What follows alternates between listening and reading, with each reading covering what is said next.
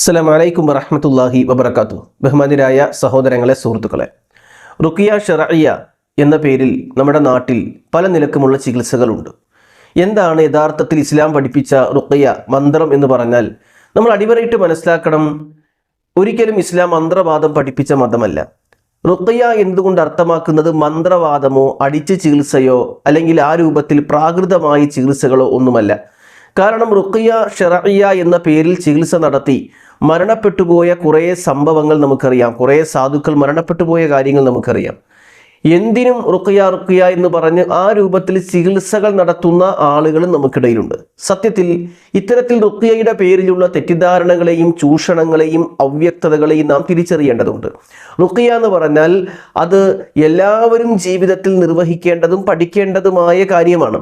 അതിന് കേന്ദ്രങ്ങളുടെയോ റാഖിമാരുടെയോ ആവശ്യമില്ല. കാരണം റസൂലുള്ളാഹി സ്വല്ലല്ലാഹു അലൈഹി വസല്ലം റുഖിയ അത്രയും ലളിതവും സരളവുമായിട്ടാണ് പഠിപ്പിച്ചത്. റുഖിയ എന്ന് പറഞ്ഞാൽ എന്താണ്? ഇസ്ലാമിക പ്രമാണങ്ങൾ, ഖുർആനിലും ഹദീസിലും വന്ന പ്രാർത്ഥനകൾ, അതാണ് റുഖിയ എന്ന് പറയുന്നത്. കൃത്യമായി ഹദീസുകൾ കാണാൻ കഴിയും.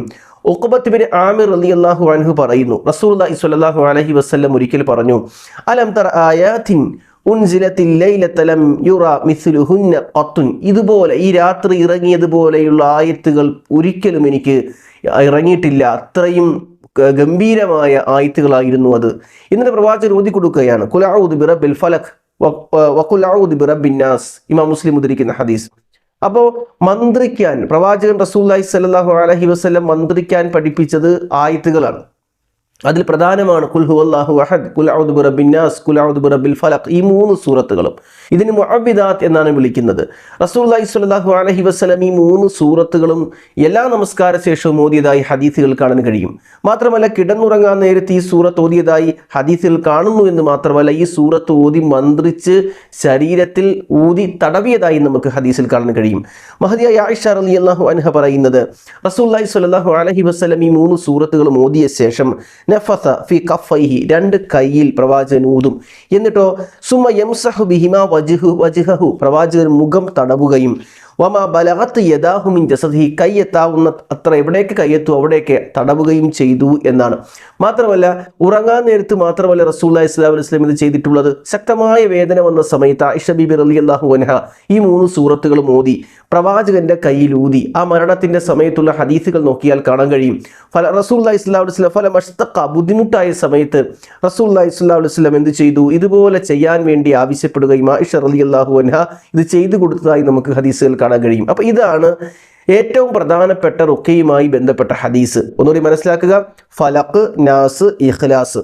ഇത് ഓതി കയ്യിലൂതി ശരീരത്തിൽ തടവുക. ഇതാണ് റുഖിയയുടെ ഏറ്റവും പ്രധാനപ്പെട്ട കാര്യം.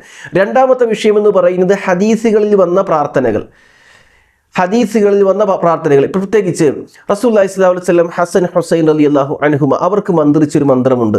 അതേപോലെ തന്നെ ഇബ്രാഹിം നബി അലൈഹി സ്വലാത്തു വസ്സലാം ഇസ്മായിൽ നബിക്കും ഇസ്ഹാഖ് നബിക്കും മന്ത്രിച്ച മന്ത്രമുണ്ട്. ഹദീസിൽ കൃത്യമായി കാണാൻ കഴിയും, അഊദു ബികലിമാത്തില്ലാഹി തമ്മ വമിൻ കുല്ലി ശൈത്വാനിൻ വഹമ്മ വമിൻ കുല്ലി ഐനിൻ ലാമ, എല്ലാവിധ കണ്ണേറുകളുടെ ഷർറുകളിൽ നിന്നും എല്ലാവിധ ശൈത്വാനിയത്തിൽ നിന്നും അള്ളാഹുവിനോട് അഭയം തേടുന്നു എന്ന പ്രാർത്ഥിക്കലാണ് ഇവിടുത്തെ മന്ത്രം എന്ന് ഉദ്ദേശിക്കുന്നത്. അതല്ലാതെ വേറെ എന്തെങ്കിലും ഉച്ചരിക്കുന്ന അറബി വാക്ക് ഉച്ചരിക്കുന്നതിനല്ല.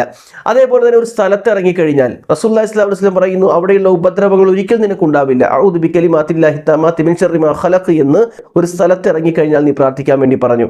രോഗിക്ക് വേണ്ടി ദുആ ഇരക്കാനുള്ള മന്ത്രം പഠിപ്പിച്ചു, അല്ലാഹു മഷ്ഫി അൻത ഷാഫി എന്നുള്ള പ്രാർത്ഥന. അപ്പൊ ഇതാണ് മന്ത്രം എന്ന് പറയുന്നത്.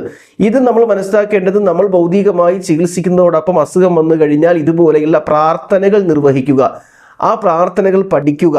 ഇതിനാണ് ഇസ്ലാമികമായി റുഖിയ ശർഇയ്യ എന്ന് പറയുക.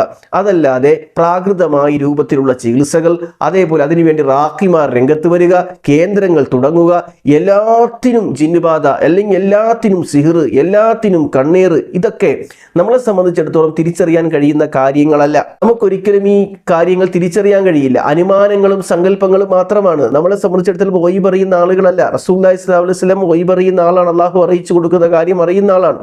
അതുകൊണ്ടാണ് അള്ളാഹു അറിയിച്ചു കൊടുത്ത കാര്യങ്ങൾ വെച്ചുകൊണ്ട് പ്രവാചകൻ കാര്യങ്ങൾ പഠിപ്പിച്ചത്. നമ്മൾ അങ്ങനെയല്ല.